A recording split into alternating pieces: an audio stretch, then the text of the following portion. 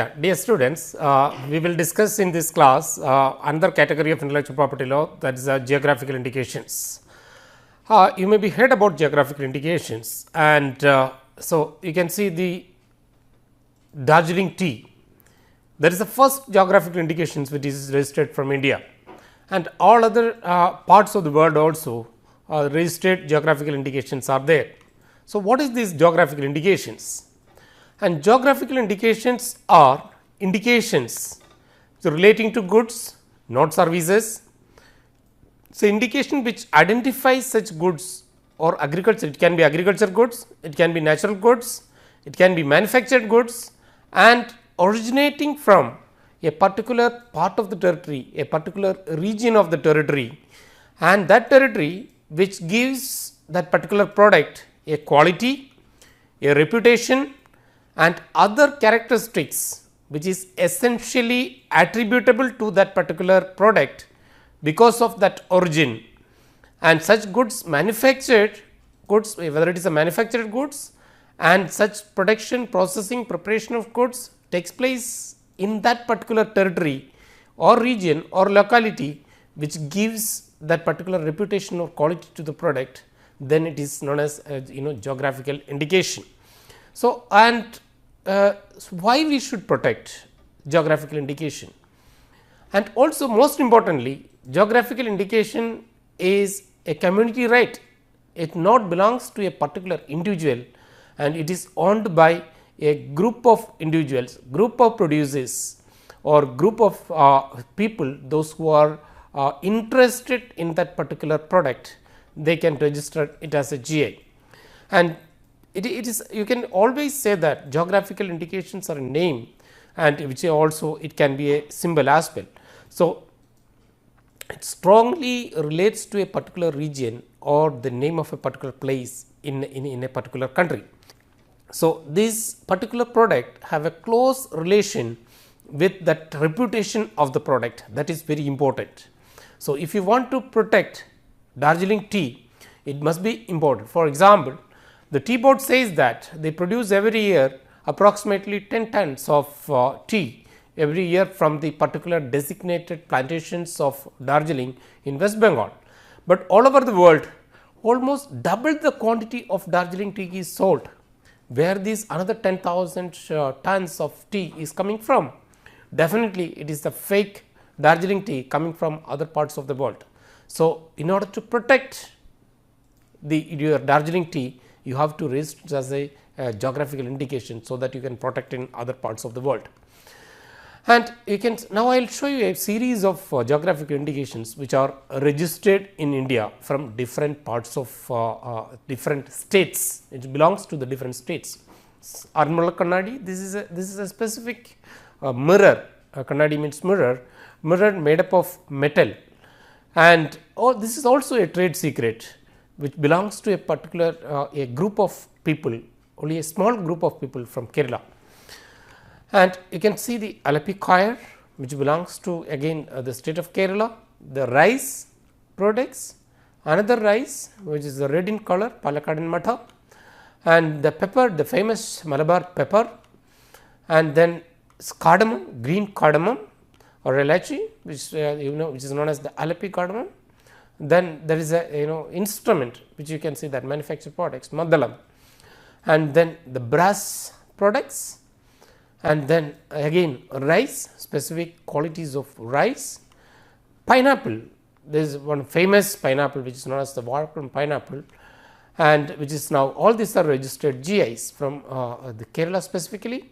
Then furnishings, then you can find the textile products, different qualities of textile products, and then sarees which you can find, then different other products, then again the Ayurvedic rice which is known as Jeeraga rice belongs to one state in Wayanad of Kerala. Then another rice which you can find it Gandhasala rice.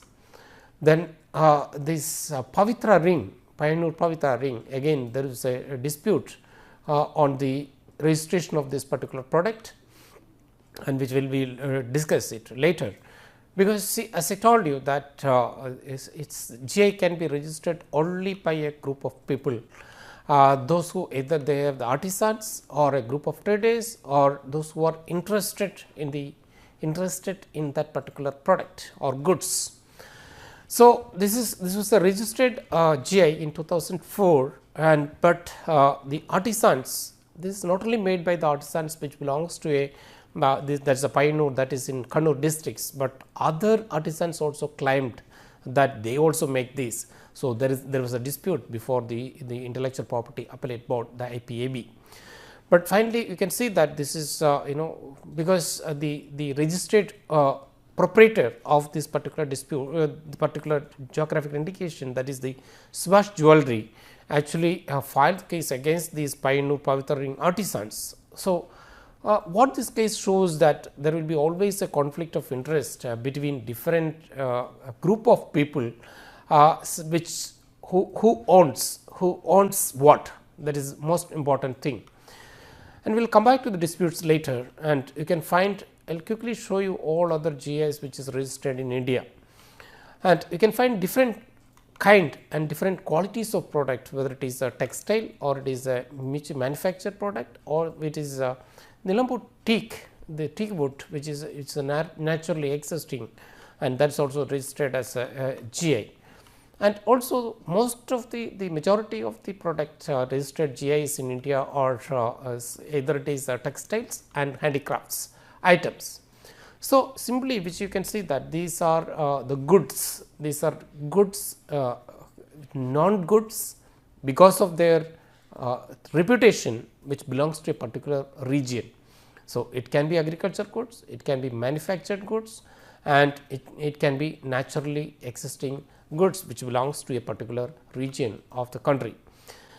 And most important thing is that the GI is not owned by a single owner, it is always owned by a group of people.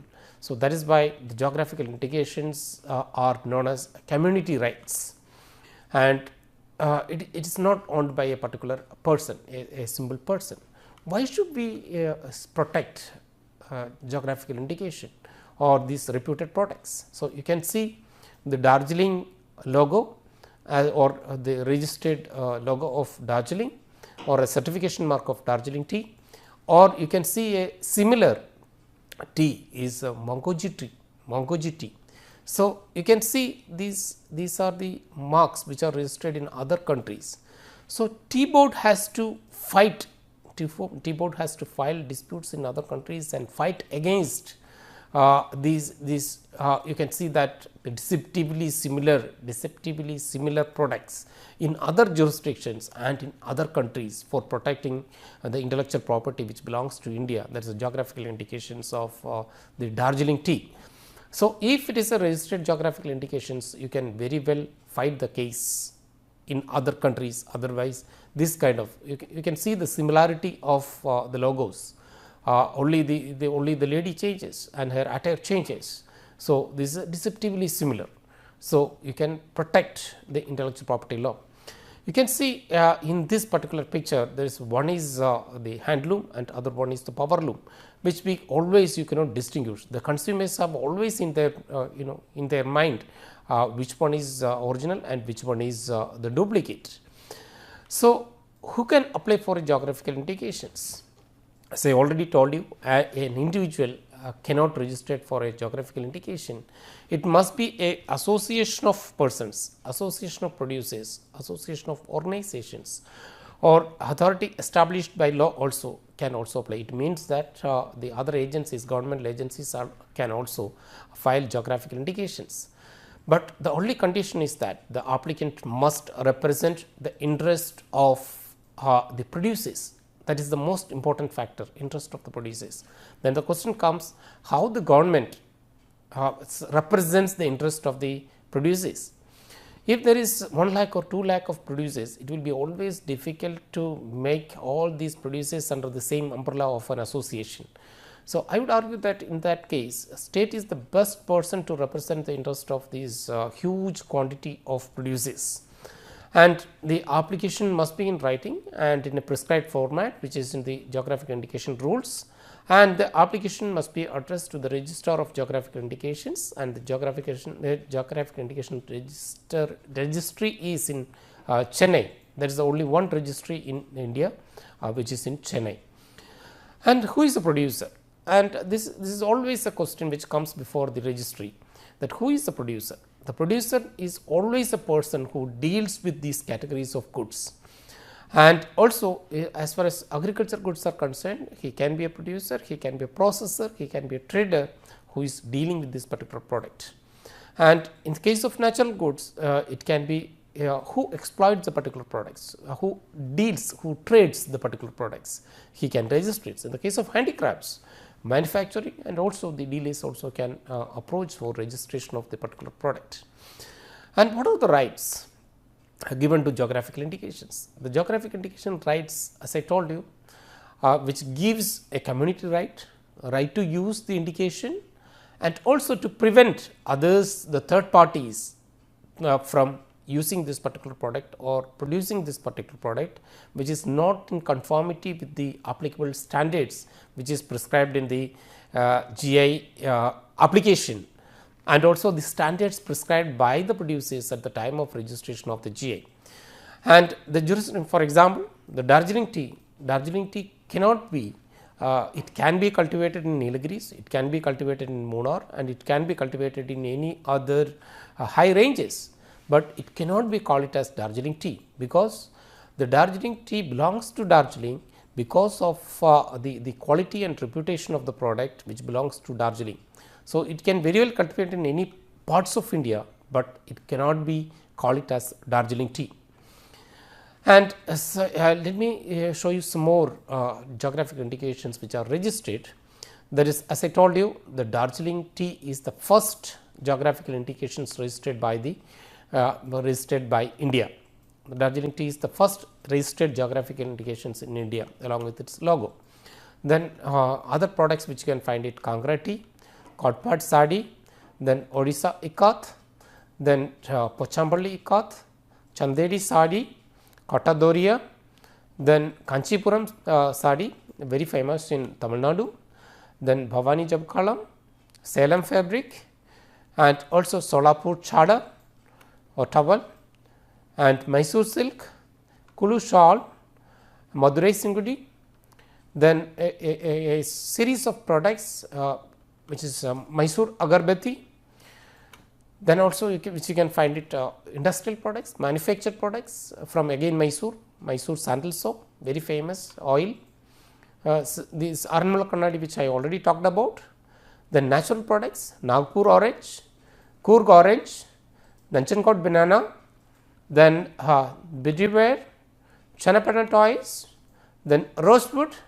rosewood belongs to the Mysore, rosewood some furnitures, then industrial products, Coimbatore wet grinder, then Katuri embroidery, then Mysore traditional paintings, then the famous Agrapeta, then the Rajiv Gandhi school also, we are also registered 6 GIs from Odisha, specifically belongs to Odisha, and the first one is Sambalpuri Banda sari and fabrics, then Barambur Patta, Fodakamba sari and Joda, and Bomgai sari, and then also you can find other products which we registered it from Odisha.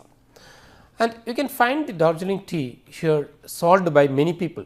Darjeeling tea is sold by many people, but they never use the logo of Darjeeling, and the logo belongs to the registered by the Tea Board of India, which is the Government of India enterprise, but you can see the product which they never use these logos. And this is also Darjeeling tea which is beautifully which is packed, but Darjeeling logo is not used.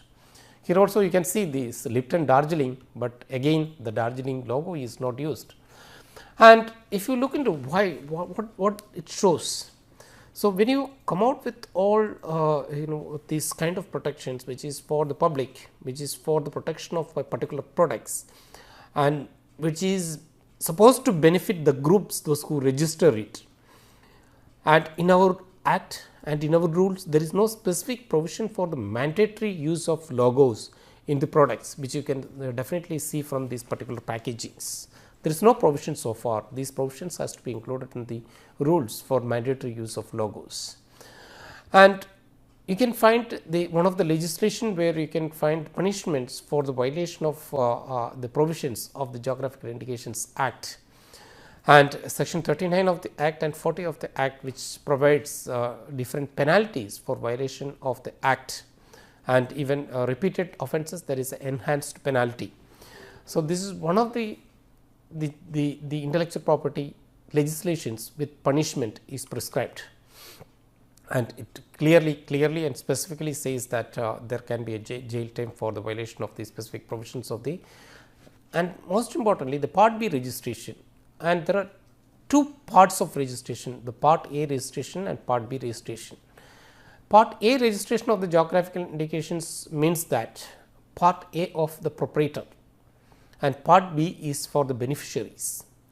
Part A registration, which we already said that a group of people can register, a small group of people can register in Part A as proprietor, and Part B any indefinite number of people can be registered in Part B registration as beneficiaries. For example, if a Sambalpuri Banda sari is manufactured by is registered by the Department of Textiles, Government of Orissa, but in Part B registration all the weavers, even it is in thousands or in lakhs, that people can be registered under the Part B registration as beneficiaries. So, all these beneficiaries can produce this particular product, and they will be the beneficiaries under Part B registration. So, there is a Part A registration and Part B registration. If you look into the Part B registrations, Part B registration of, as I told you, beneficiaries or authorized users, only the authorized users are supposed to manufacture the product, the registered geographical indication products. Otherwise, no other people are supposed to make the products. But the authorized users registration, if you take the case study of India, there was only few thousand authorized users are registered for around 336 products which is registered so far in India. That means, the around more than 300 products are registered as Part A registration. In the Part B, there must be lakhs of registrations must be supposed to happen, but it is not happened. Few products, few Part B registrants are registered as authorized users so far. So, the authorized users number must increase, then only they are going to get some kind of benefits out of these Part B registrations. As I told you, it's a Part B registration is very simple, a very simple applications to be filled along with a fees, so that anybody can become, with the consent of the proprietor, he can become an authorized user.